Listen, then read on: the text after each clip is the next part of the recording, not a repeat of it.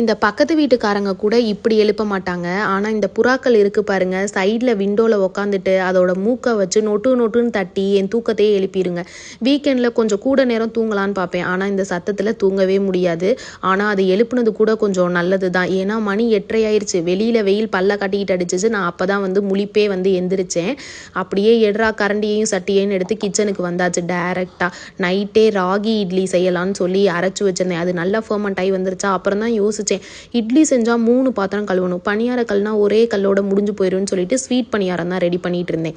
அதை ரெடி பண்ணதில் நடுவில் ஒரு 3 பணியாரம் கரிஞ்சிருச்சு, இந்த சைடு டீ போட்டதில். சரின்னு அதை எடுத்து தூர போட்டுட்டு நல்ல பணியாரமாக மக்களுக்கு சுட்டு கொடுக்கலான்னு சொல்லி அதை தான் ரெடி பண்ணிட்டு இருந்தேன். சூப்பர் சாஃப்டாக வந்துச்சு ராகி பணியாரம். அப்புறம் இந்த கல் பற்றின 2-3 டீட்டெயில்ஸ் கேட்டிருந்தீங்க. இது டிமார்ட்டில் தாங்க வாங்கினேன். இங்கே இந்த ஹித்துலுள்ள தானுபி ஹோம் இருக்குல்ல, அங்கே கேஸ்ட் அயனில் வச்சுருக்காங்க. சூப்பர் ஸ்ட்ராங்காக இருந்துச்சு. நம்மக்கிட்ட பணியாரக்கல் இருக்குன்னு சொல்லிட்டு அதை அங்கேயே வச்சுட்டு வந்துட்டேன். அப்புறம் அப்படியே அஷூராக்கு 4 days லீவ் விட்டுருக்காங்க. எல்லாரும் சூப்பராக என்ஜாய் பண்ணுங்கள் ஃபேமிலி கூட. பாய்.